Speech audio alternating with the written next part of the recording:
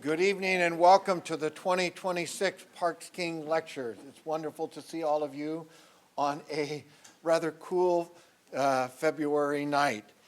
This lectureship was established by the instigation of the Yale Black Seminarians, and it was established in honor of Rosa Parks and Martin Luther King Jr., two very notable Americans whose names and careers we all know quite well. It was designed not simply to think back to the past, but to talk about the present and to try to build a present that will anticipate a better future for all.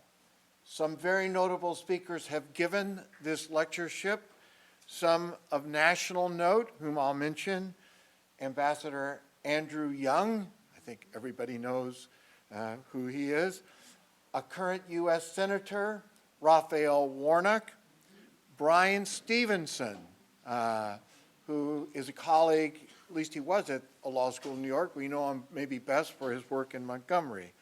Figures associated with this school who are very worthy of note.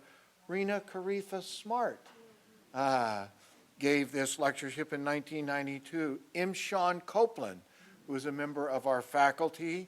Elizabeth Alexander, who is on the Yale faculty and now runs the Mellon Foundation.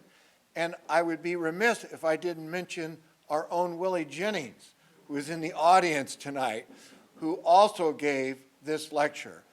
A very distinguished host of scholars and of public figures in this country. And tonight, we have another luminary to give our lecture and to give a proper introduction to our speaker. I call on Professor Ebony Marshall-Turman.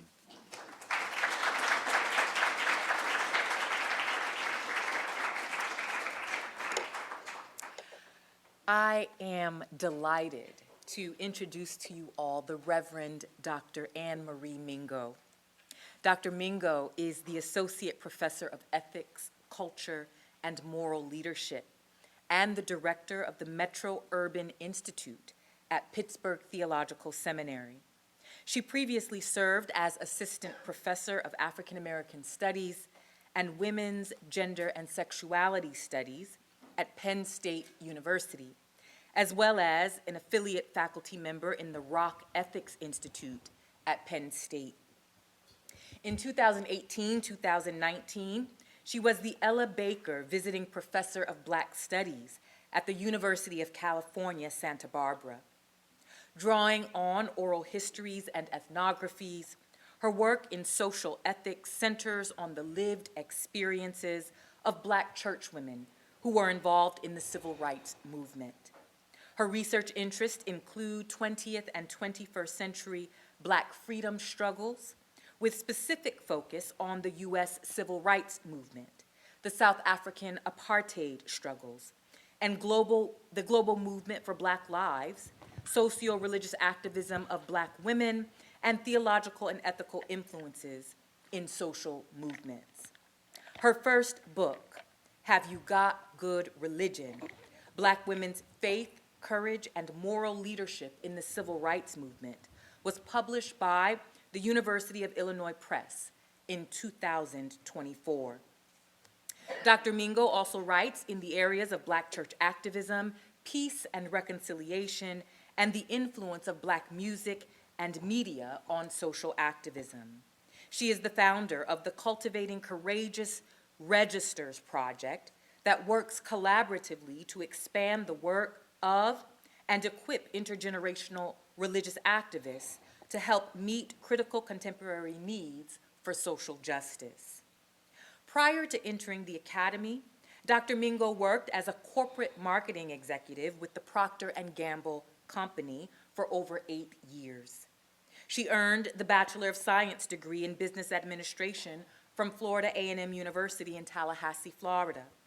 She earned the Master of Business Administration from Rollins College in Winter Park, Florida, the Master of Divinity from Princeton Theological Seminary, and the Doctor of Philosophy from Emory University in Atlanta, Georgia.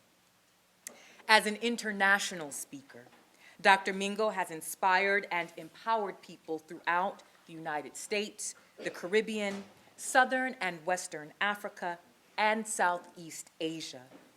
She is an ordained itinerant elder in the African Methodist Episcopal Church and has served as an associate minister at St. James AME Church in Pittsburgh, Big Bethel AME Church in Atlanta, Georgia, St. James AME Church in Newark, New Jersey, and she maintains her membership at the St. Mark AME Church in Orlando, Florida.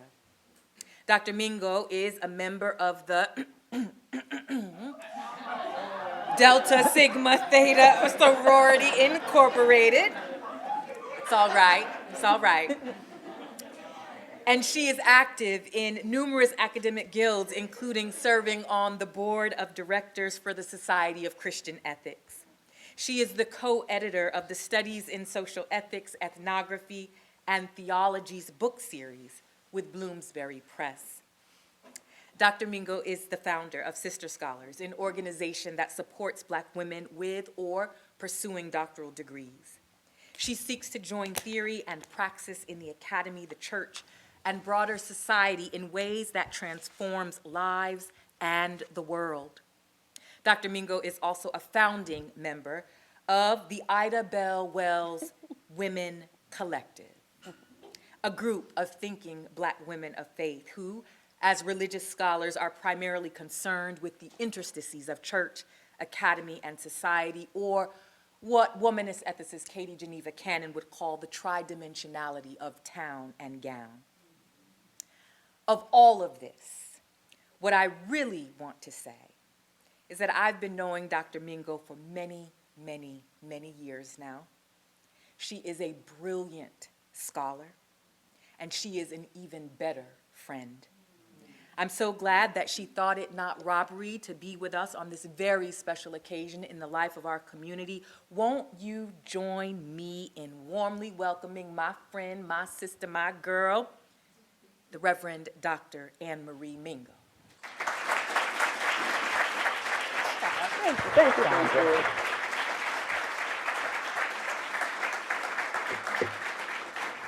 Well, let the church say amen. Felt like a good, ready to get up and preach kind of introduction. See what the Lord shall say. I am so thankful and excited to be here this evening. For those of you who are standing in the rear, if you have time to be here for the full time, we've got seats up front. Come on up to the front of the church. That's right. So glad to see you, so glad to be here. To Dean Sterling, thank you very much for the invitation and for the welcome. Certainly thank you and shout out to the Yale Black Seminarians who have been making sure that I was going to get here. When I tell you I have seen some of these brilliant young scholars at multiple justice conferences over the past year, and each time that I see them, they make me smile and they make me feel good that we are in good hands, not only in the church, not only in the academy, but more importantly in the world. So thank you all for your invitation and for making sure that I would be able to get here. Thank you to Lynn, who has been helping make sure that all of my logistics were set so that I could physically get here. Shout out, Lynn.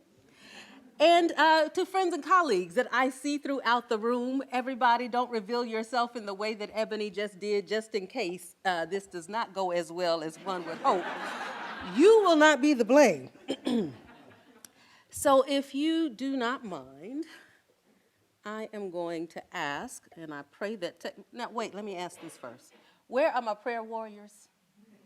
Y'all just pray for Tech all night, okay? Pray for Tech. I'd love for us to be grounded. Over my head,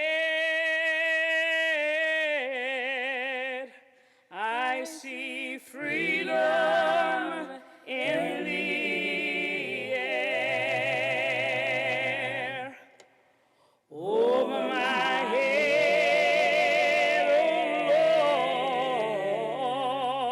Lord, I see freedom in the air.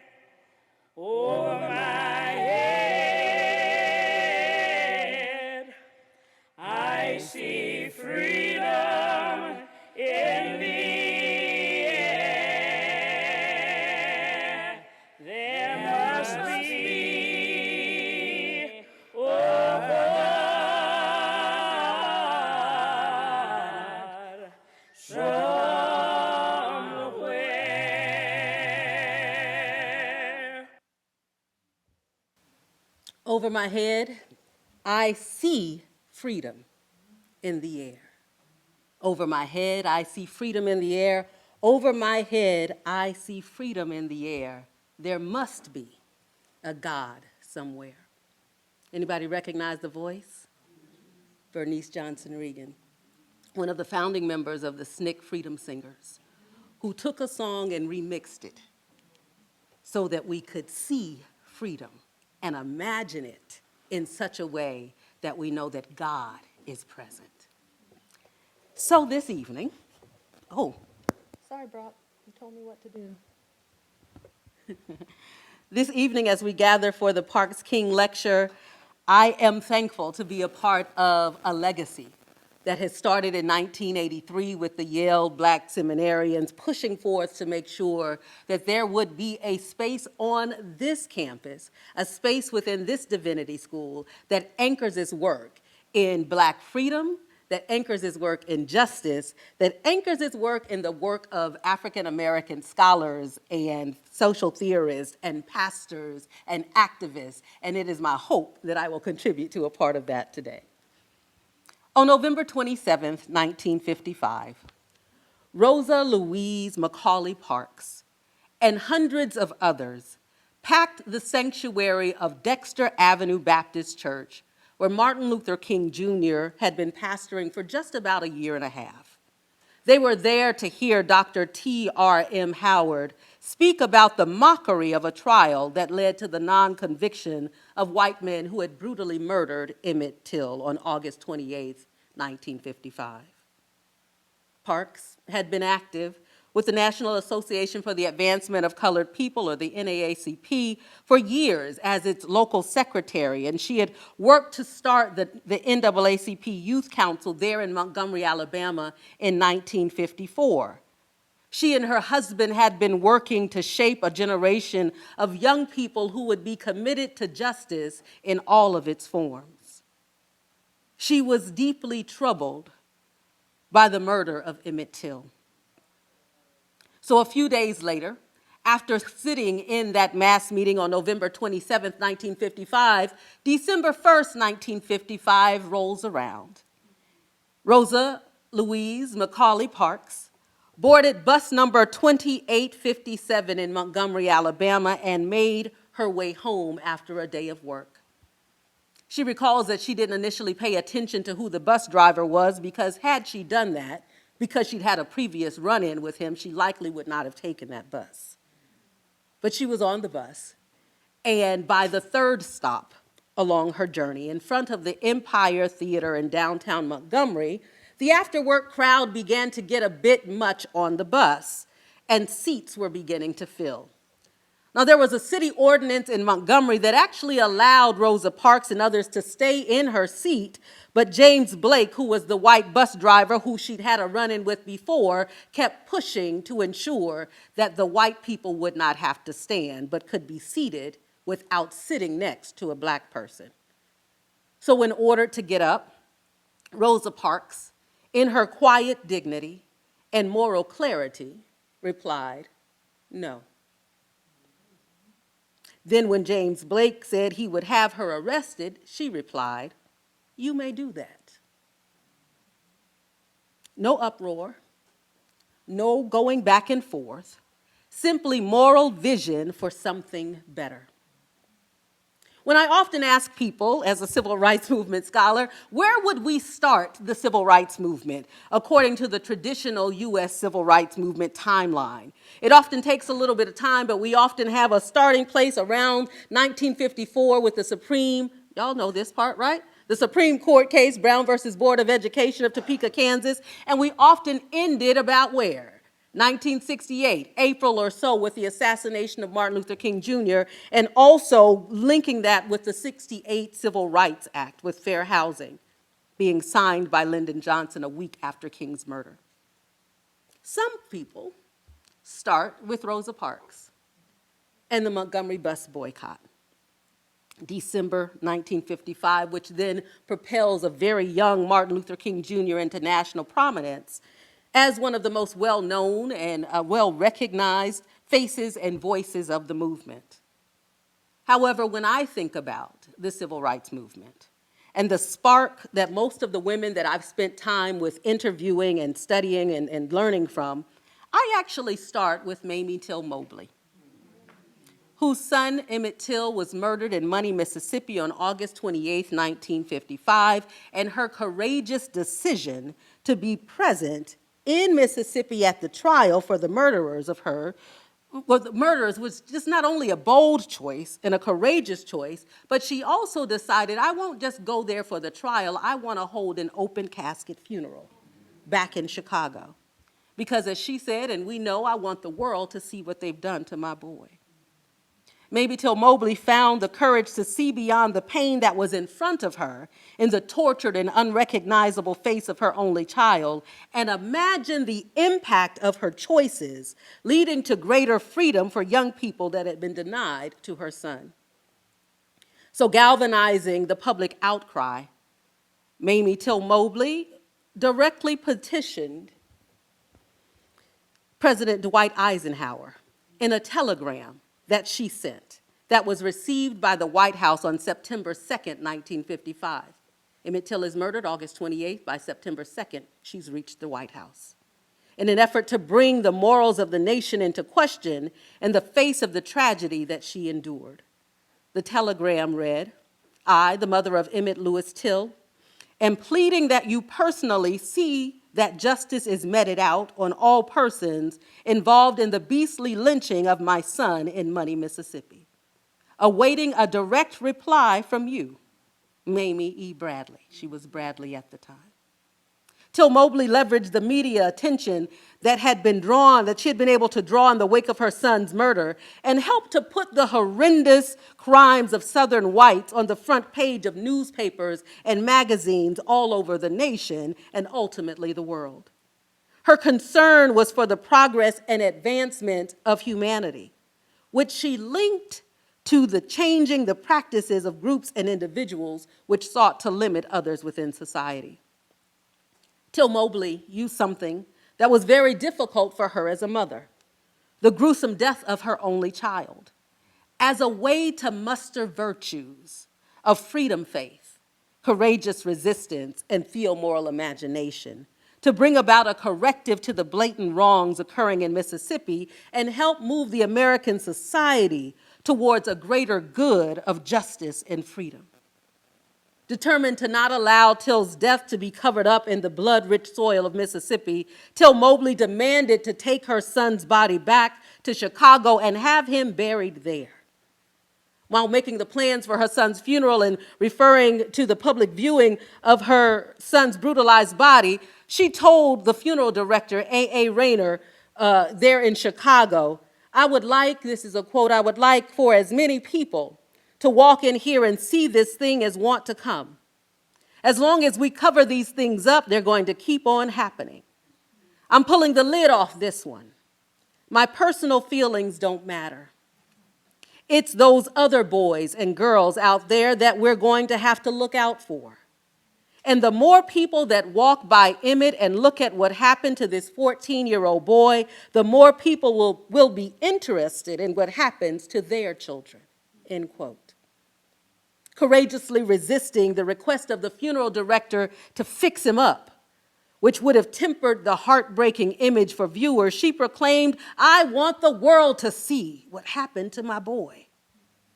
So by the end of the wake and the funeral on September 6, 1955, you all are catching the timeline, at Robert's Temple Church of God in Christ in Chicago, in the days that followed before the actual internment of the body, it's reported that some 600,000 people walked by the mutilated body of Emmett Till. Till-Mobley found the courage to not only have people see what had been done to her son, but to also hear directly from her about the experiences of seeking justice through the tainted Jim Crow systems that sought the silence and erasure of Black pain and death.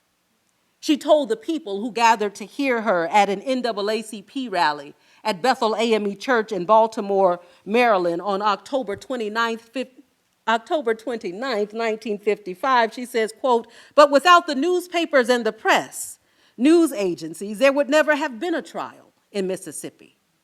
That was forced on them. It was bitter gall in their mouths, end quote. Through the effective use of media, which became one of her pulpits, Till-Mobley's decision to let the world see what they had done to her boy sparked a global outrage. And as a result, in addition to the telegram that she sent to President Eisenhower, his office received approximately 3,000 letters, wires, and cards related to the murder of Emmett Till, and over 11,000 signatures on a petition to force action. The wires included a telegram from Chicago's own mayor, Richard Daley, pushing Eisenhower to seek federal action against the men who murdered Till. Mamie Till-Mobley was a Black church woman whose belief in God allowed this tragedy, whose belief that God allowed this tragedy to happen to her for a greater cause, propelled her to use her son's murder to bring a face to the horror that Blacks were encountering daily throughout the South.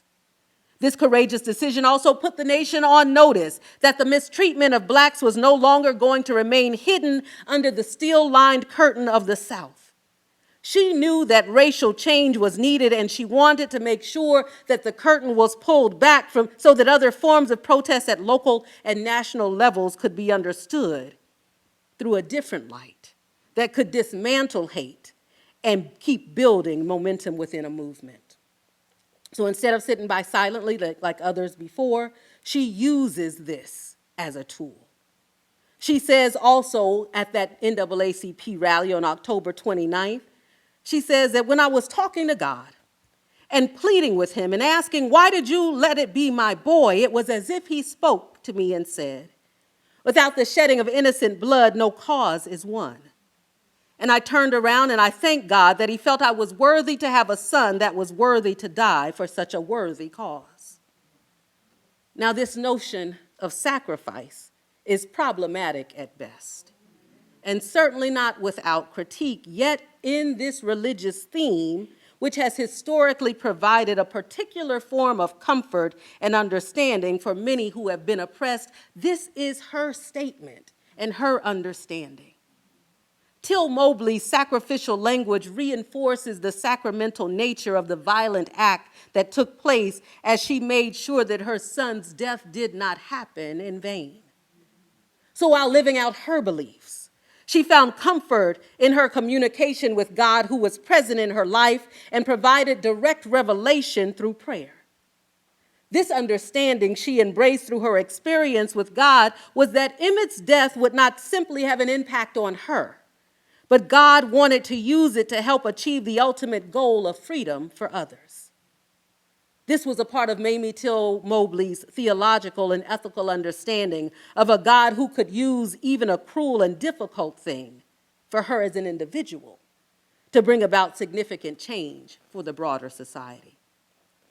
Mamie Till-Mobley would have no idea that her courage to break the silence and reveal the systemic cover-ups of Black deaths in the South would become a spark to so much more.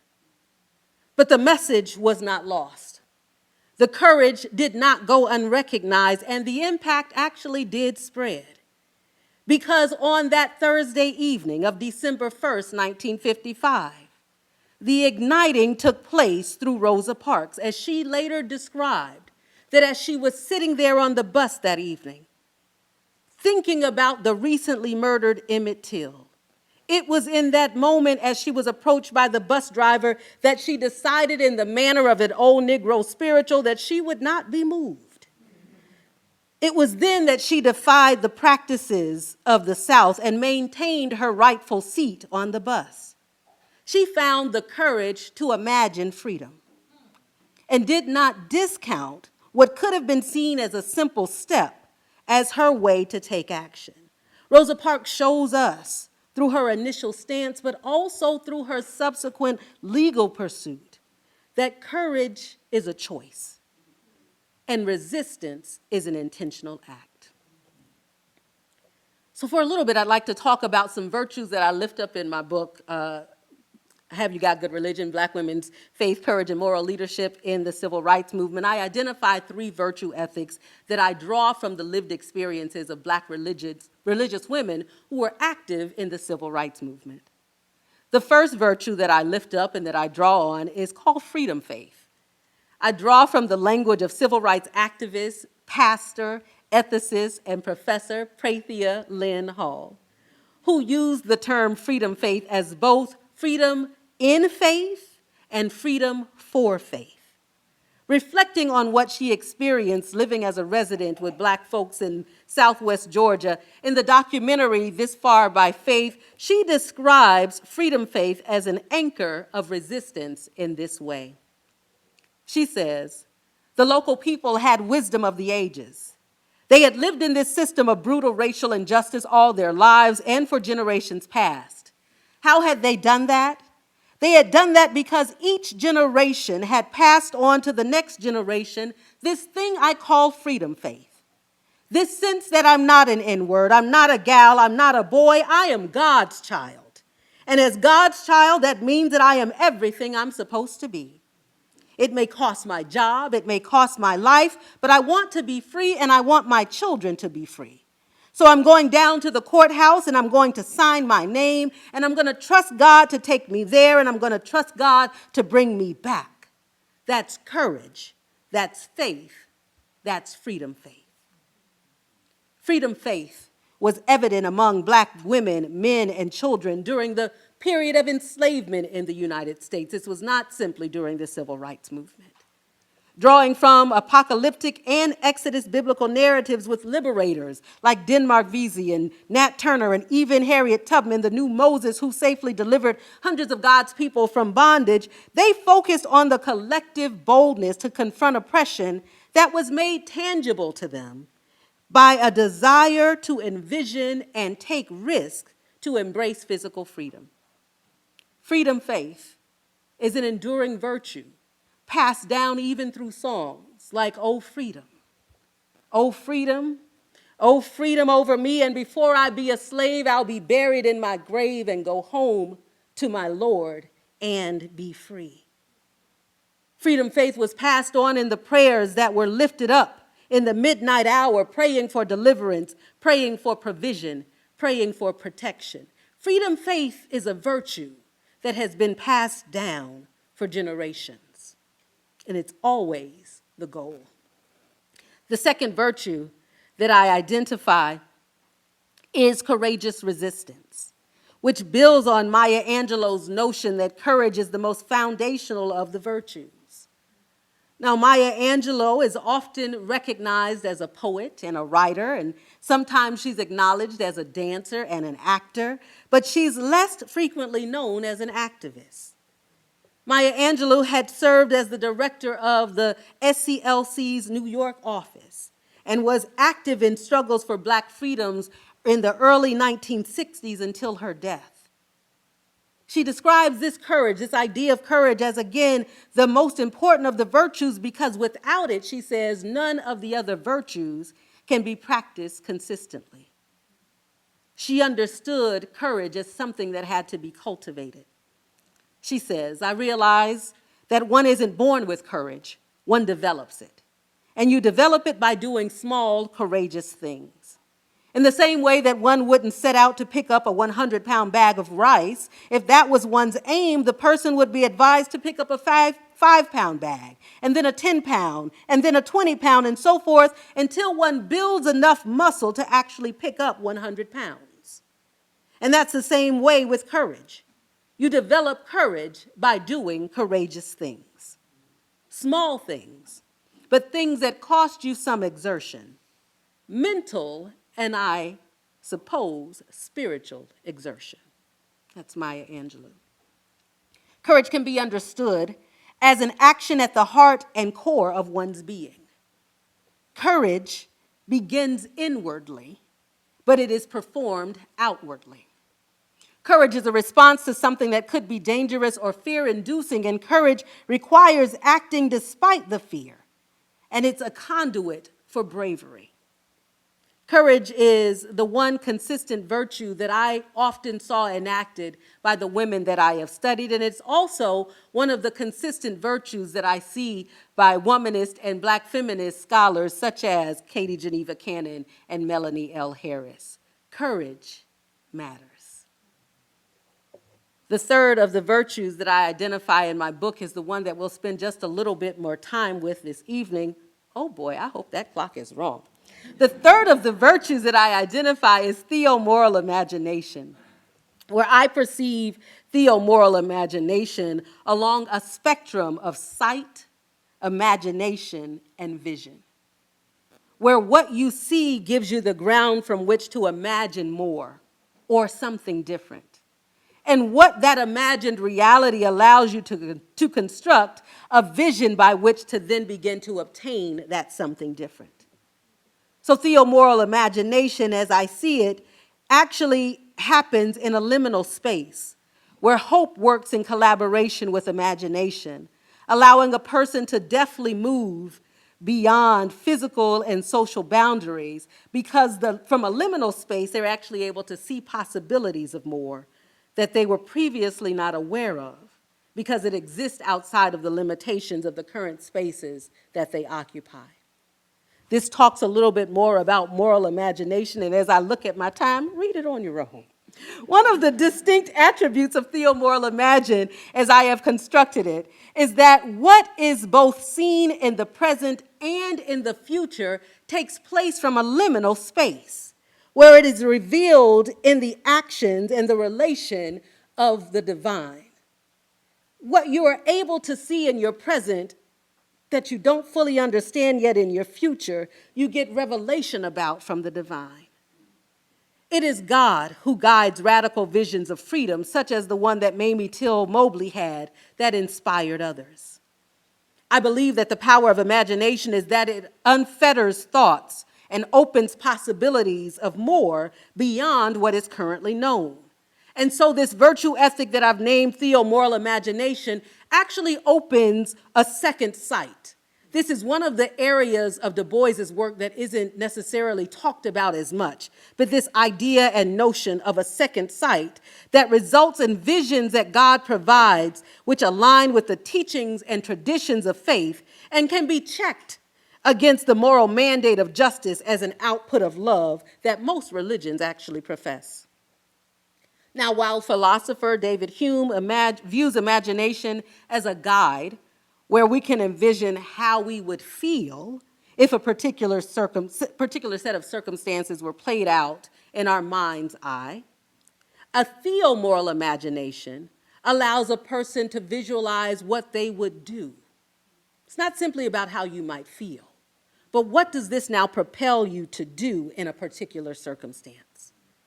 Imagining, therefore, opens pathways that create future options that are not limited by present situations. When Alice Walker coined her four-part definition of womanist, in addition to being committed to the survival and wholeness of entire people, male and female, she describes one of the ways that this was made possible in the Black community through the moral imagination of Black women's visions of freedom and the possibility of lands that they had not yet tread, but believed they would, because as she says, they were traditionally capable. As in, Mama, I'm walking to Canada and I'm taking you and a bunch of other slaves with me. With the reply being, it wouldn't be the first time. That's theomoral imagination. I'm convinced that the imagination is a tool of resistive resilience, and it can be made possible in the acknowledgement that despite the reality before us, what currently is will not always be, because new ways forward are constantly revealed through God-guided imagination. An understanding of God's role, not in their current situation, but also in their future, pushed many of the church women in the civil rights movement to act creatively and courageously, grounded in a religion of justice and freedom that allowed them to walk towards freedom in the mid-19th century, to walk for freedom in the mid-20th century. And now I believe we can walk more boldly because of freedom in the early 21st century. These women understood God as a just liberator. They believed that the injustice that they experienced through personal interactions and structural policies would not always exist, because they believed that up above my head, I see freedom. in the air. So there must be a God somewhere. While it can feel good to talk about imagination and to aspire to expand our imagination, a part of the reality is that imagination can be tethered to risk. Imagination can be dangerous for the person who is seeing more in a system and structure that will go to great lengths to limit and to reinforce limitations.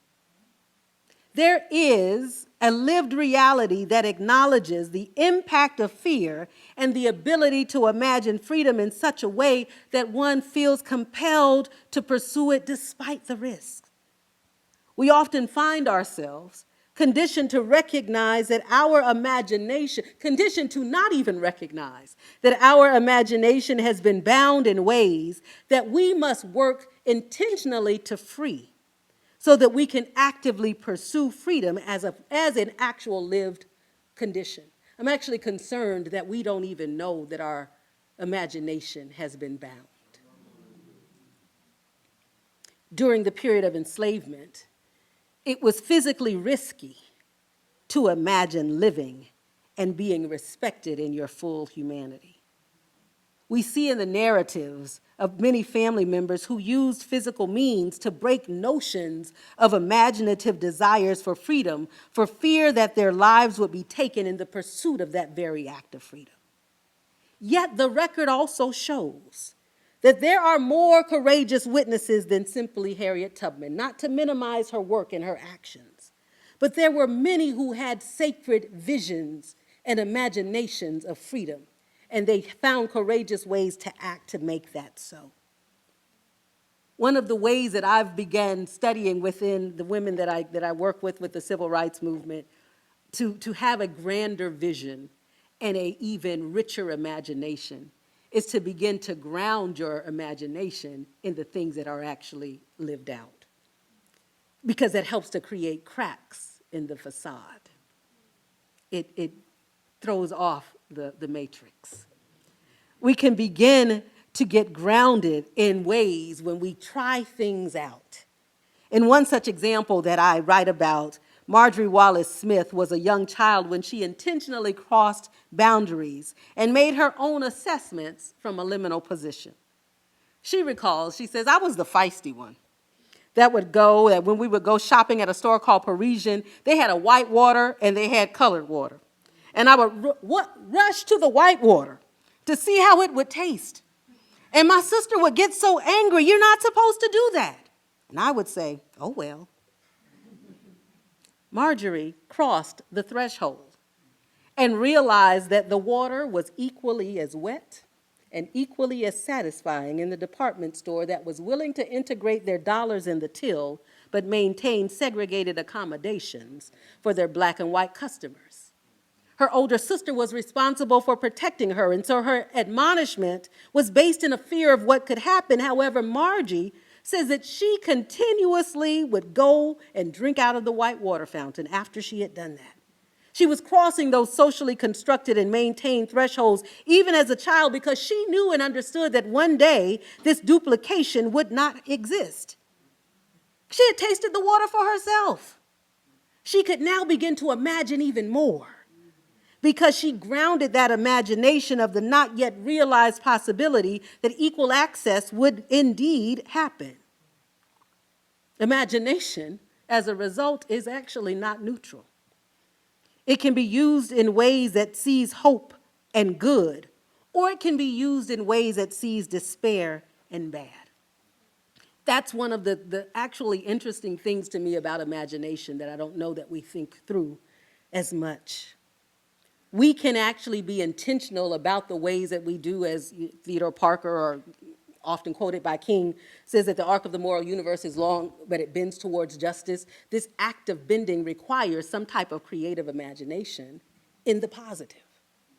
Because if we imagine that things will always be as they are, we won't do the work of bending, which is why imagination is not actually neutral.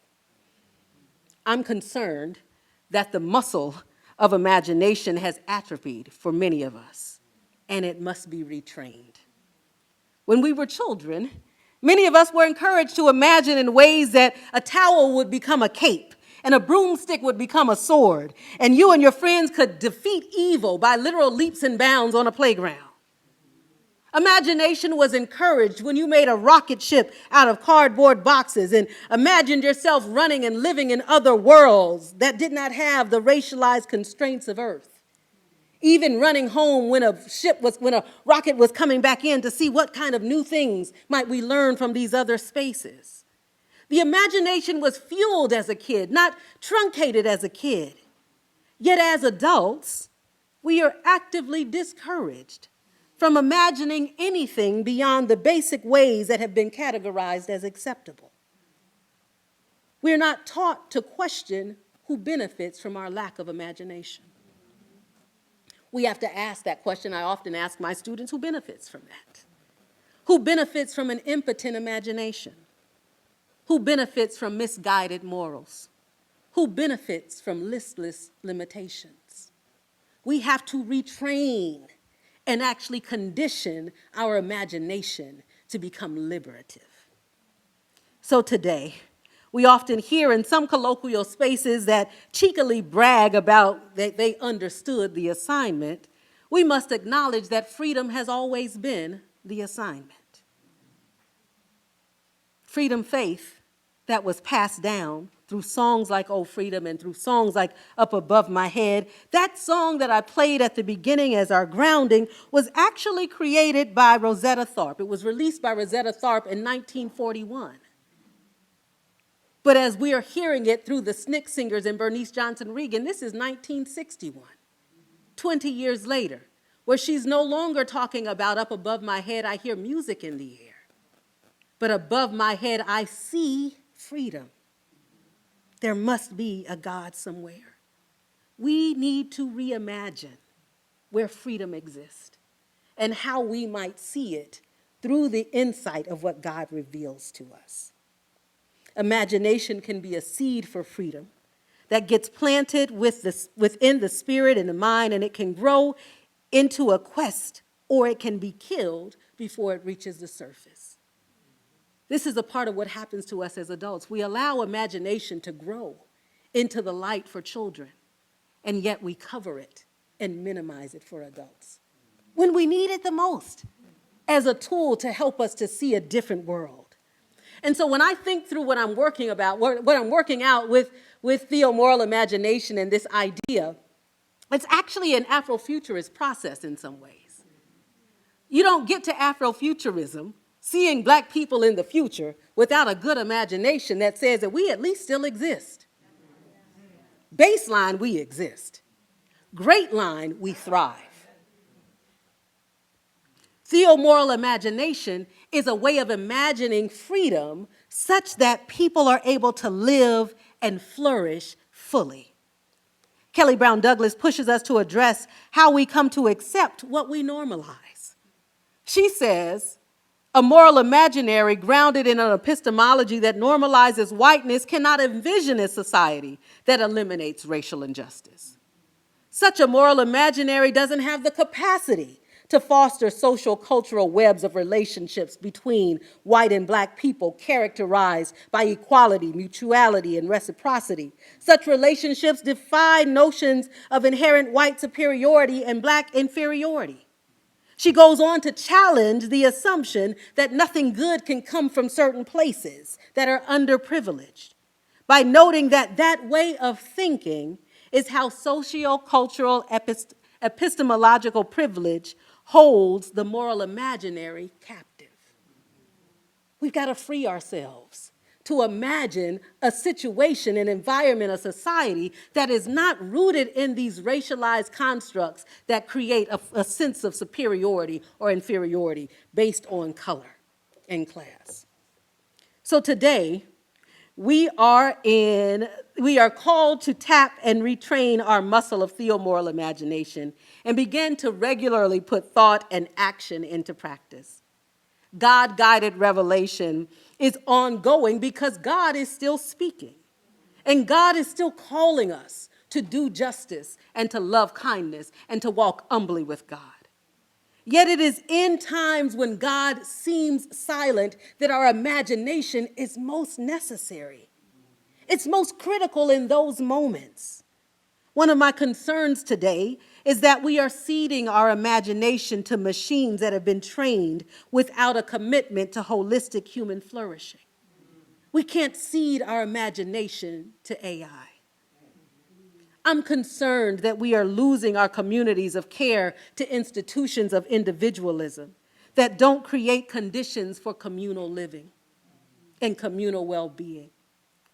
I'm concerned that well-meaning people are allowing their imagination for change to be limited by those who seek to maintain power at all costs. We're not without hope, and we're not without power. But in this current moment in the United States, when the hellhounds are not only at the door but breaking into the house, I'm also encouraged by those who are drawing from the courageous actions of the past and tapping in to stand up for freedom today. I'm encouraged by the people who have been fighting back politically in California and in Chicago. I'm encouraged by the tens of thousands who are braving dangerously cold weather and actively creating challenging conditions for ICE in Minnesota. I'm encouraged by the Episcopal Bishop Rod Hirschfeld in New Hampshire, who, in the spirit of Diane Nash, and the SNCC workers who participated in freedom rides in the 1960s, who prepared their wills in the face of imminent death. He told faith leaders to get their affairs in order, quote, to make sure that they have their wills written, because he said, because it may be now that it's no longer time for statements, but for us with our bodies to stand between the powers of this world and the most vulnerable. I hope that I can also be inspired by each of you, who will not think any act too small and will begin to cultivate your own sense of courageous resistance through theomoral imagination in the work of freedom and liberation. So when the committed activist, Black churchwoman, Rosa Parks, maintained her seat on the bus on December 1st, 1955, that wasn't her first act, and it wasn't disconnected from the ways in which she saw herself in the world. Parks, that long-standing committed activist and leader within the NAACP, had been trained in desegregation methods in a two-week workshop at the Highlander Folk School, 4 months before her public stance.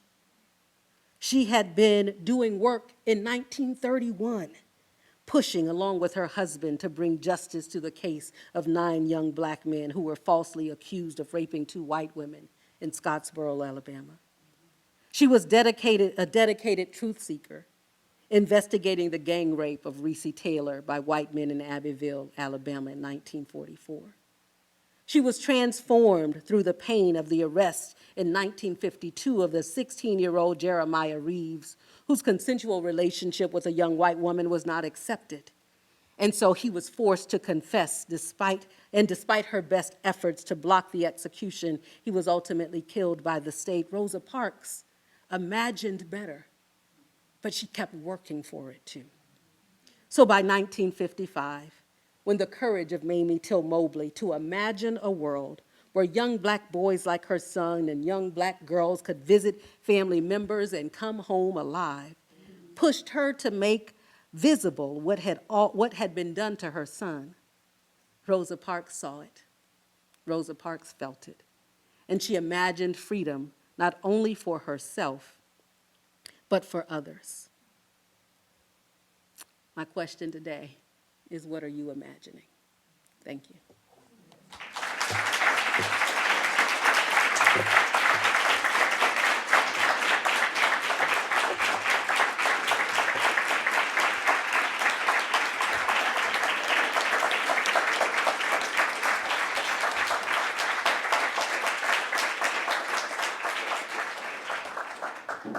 We thank you for reminding us of the past, challenging us in the present for a future that should be better for all.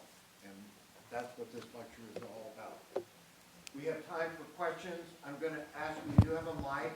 I'll call on you. Would you please identify yourself? Because Professor Mingo doesn't know all of us, it'll just help her. So if you're a student, just say, I'm a student, MDiv student, MAR student, PhD student, whatever.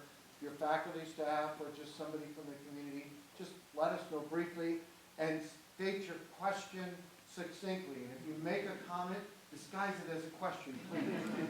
Okay, the floor is open.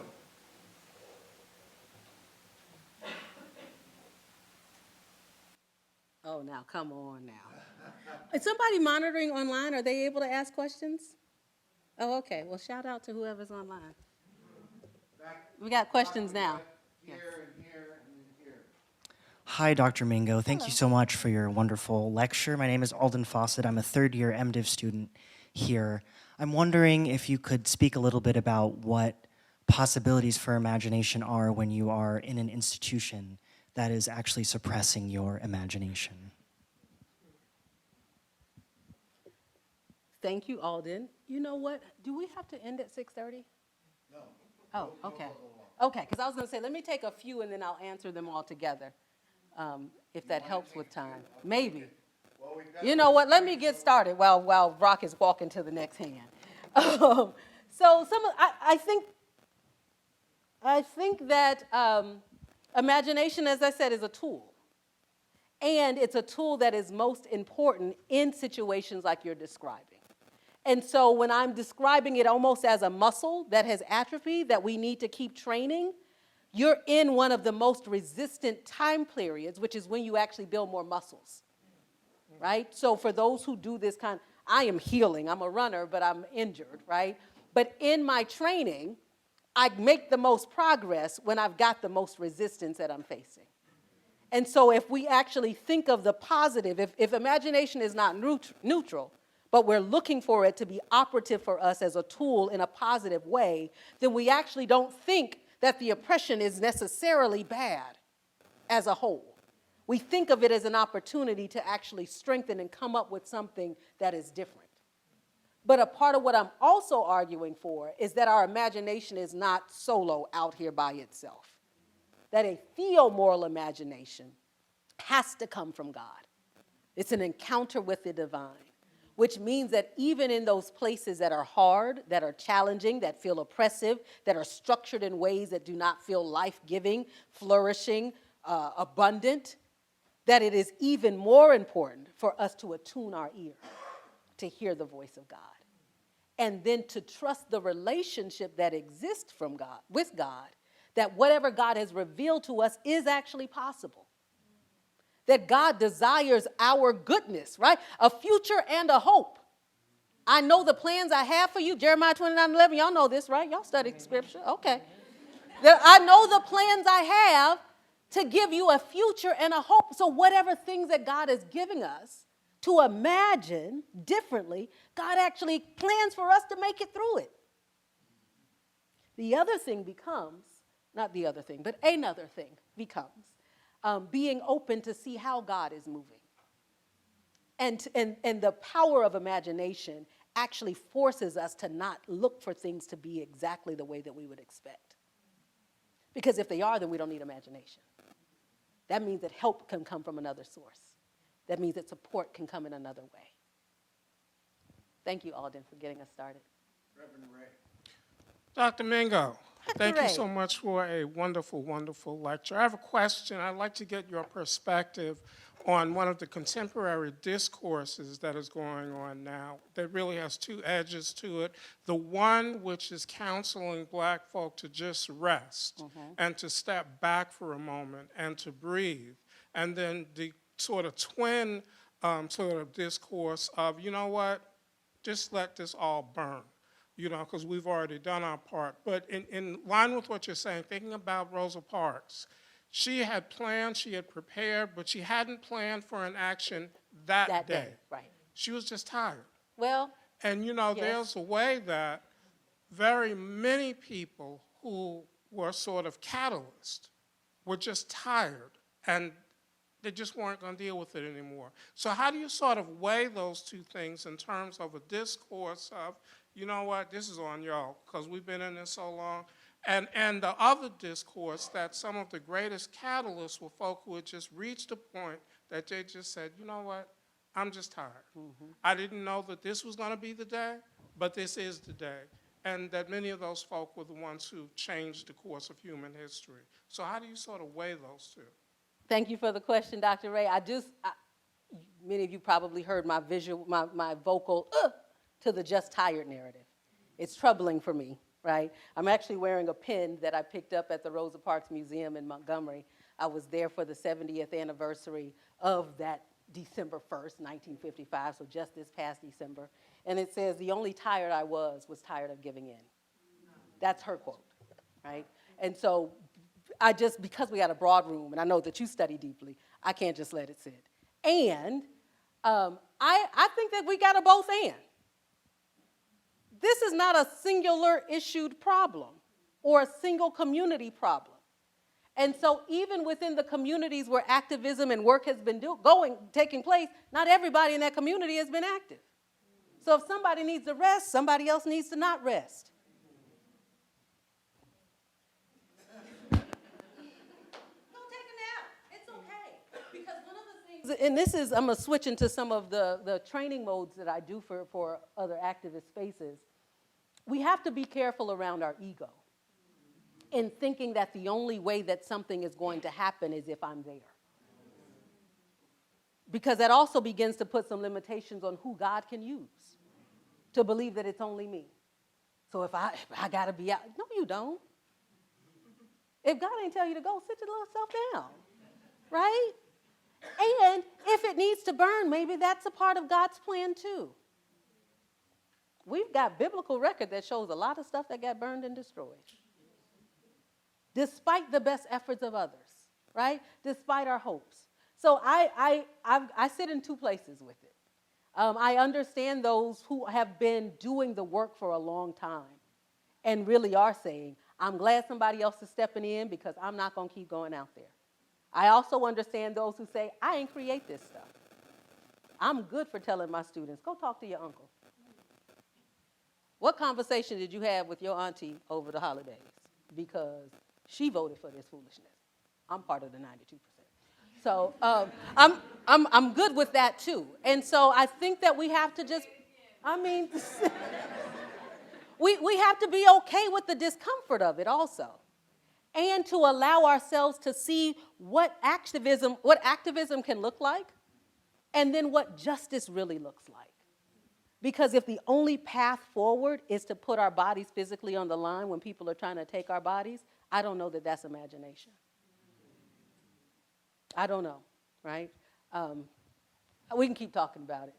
Durante, and then I'm trying to call out hands. I forgot. Hi, Dr. Mingo. Hello. Durante. I know. Listen, when I tell y'all, these Yale Black seminarians, they've been on me. So I have a question. Emily Towns, in her text, The Cultural Production of Evil, posits that one of the things we have to recognize when she talks about the white patriarchal imagination is that phenomenon is inscribed in all of us, particularly in the context of the United States. And there's an argument that it's global. With that being said, what do you think is some of the interior work that needs to be done in order for folks, particularly black folks, to have that encounter with God without having all of the other muck kind of clouding that experience? Yeah, that's a great question.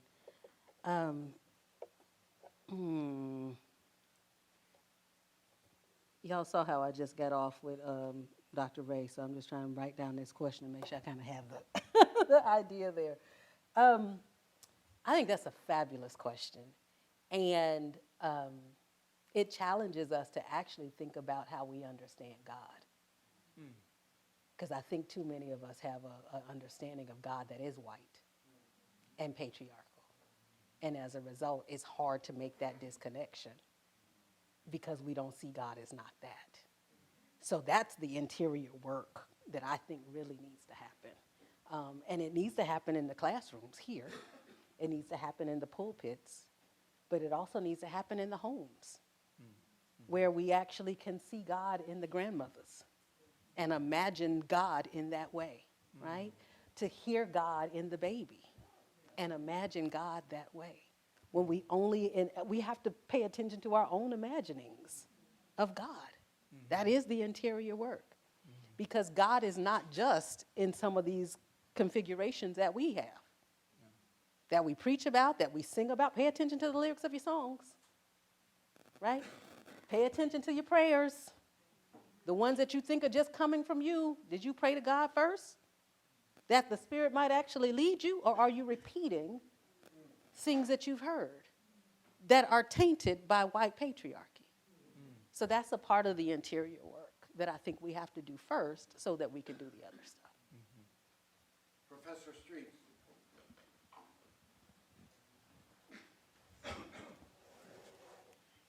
Okay, and I'll tell you what, let's do this. Is there anyone else has a burning question? We're going to do these two. We'll let Professor Street, and we'll come up here, and then Yeah, her hand has been up for a Yeah. while. Yeah. we're going to I'll call it an evening at that point. Professor Street. Thank you, Dr. Mingo, for your presentation. I'm grateful to be reminded of the work of Prather Hall Wynn, whom I knew and stood in for her on a couple of occasions when she became ill. So it's a touching moment for me to think of her. I was also 5 years old when the Emmett Till murder happened, born and raised in Chicago. And even though I was 5, I remember the dense pause that was over the city, but particularly the mourning drape that was over the psychic and spirit of the black community, of my own family. And seeing Emmett Till's picture in Jet magazine Yes. displayed in all the horror that it generated. So I carry those memories with me as a 5-year-old. The question I have, if you would comment on, is the issue of the imagination. Can you say something about how we should go about thinking about the imagination of the oppressor, the imagination of the people or situations that we may conclude that are oppressive to us? Yeah. And it seems to me that part of your work hinges on this kind of awakening, awareness, a new consciousness. And Rosa Parks and others whom you mentioned seem to have already gotten to that place of perspective, and what Thurman would call the psychic surgery that has to go on in the mind of the oppressed and the oppressor, as well as the consciousness of the work of someone like Frantz Fanon. So how do we think about, without getting caught in worrying about the oppressor's imagination? That's. I think you're hitting the key right there. Yeah. So this is. Thank you. I thank you so much, Professor Street. I get your point, and thank you also for your witness in bringing into the space your own memories of what Mamie Till-Mobley made possible. Because this is. I'm going to get to your question in just a second. But one of the other things that is always fascinating to me about Mamie Till-Mobley is that as they are going and dredging the Mississippi River trying to find her son, they find other bodies, right? The only way that they identify him is because of the ring, his father's ring. His father was also killed and all kinds of other things. But there were other bodies. We don't know those names and those stories. Fear, likely. That their families did not want to push to find the body and bring it back.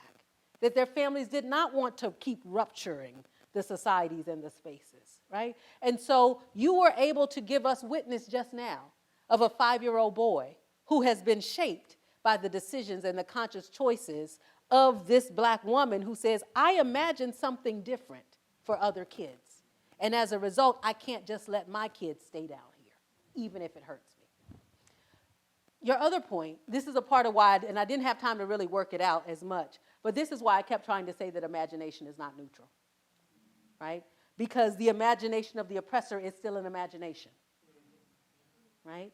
And so we want to celebrate the good parts. And I want us to begin working on the good parts, the productive parts, the positive parts, the life-giving, the life-affirming. But there are others who are actively working to imagine a world where we are not free, to imagine a world where all kinds of other things are happening. But I believe, I have no evidence other than what God is telling me, that we are in the majority, but we aren't using our imagination. We are ceding it to others. And I'm real concerned in this current moment. I got all kinds of issues with AI, but one of them is that it is keeping us. I'm an ethicist. Y'all know I got issues with AI. But it's keeping us from thinking. We are ceding our imagination. We're ceding our critical thinking. And the people who are saying, I'm not allowing my kids to use the computer. Oh, my kids don't have an iPad. Send your kids over to the little technical school, but my kids are going to go to this college.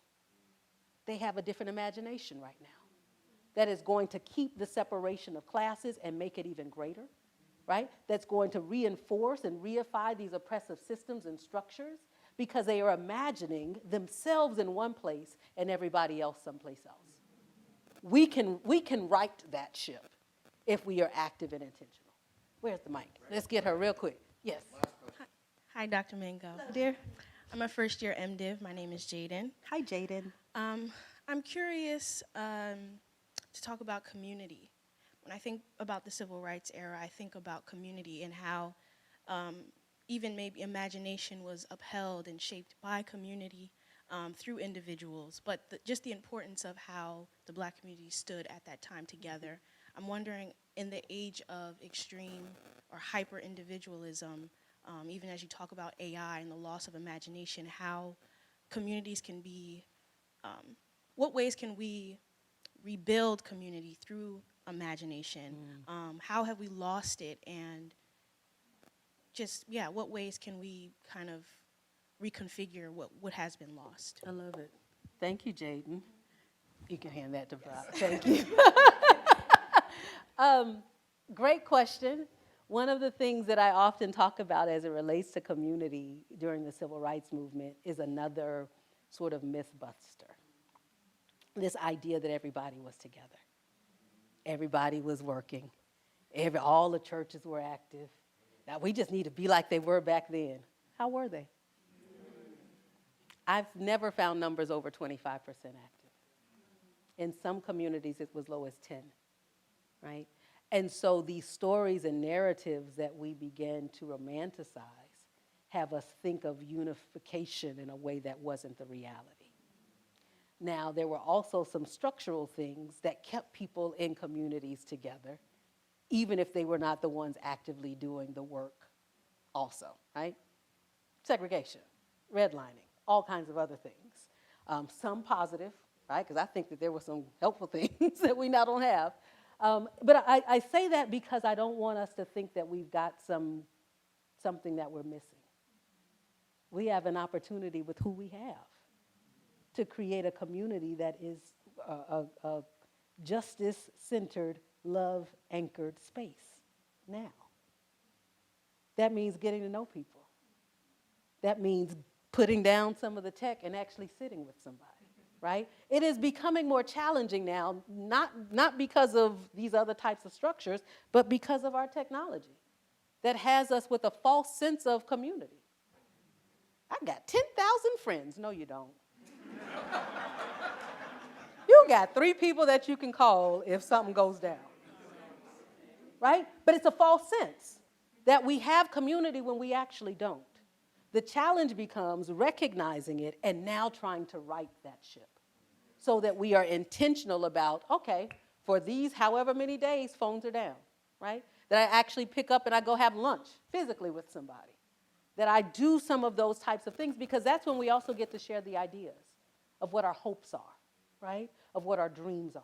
We recognize that we're not by ourselves, right? Yesterday as I was flying in takes a while to get here from Pittsburgh.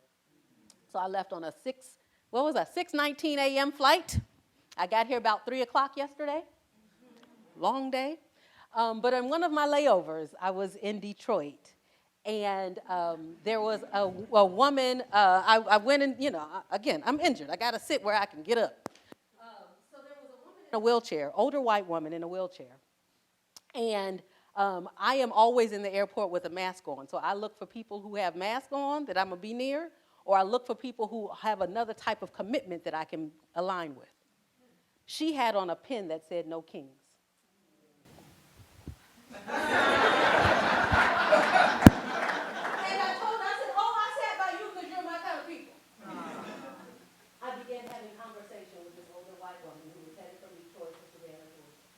Found out all kinds of things about her. I shared pictures of some protests that I was doing in D.C. earlier in January, right? Another woman walked over. My purse is in the other room. Another woman walked over because she saw the white woman's pen, "No Kings." He said, "I love your pen."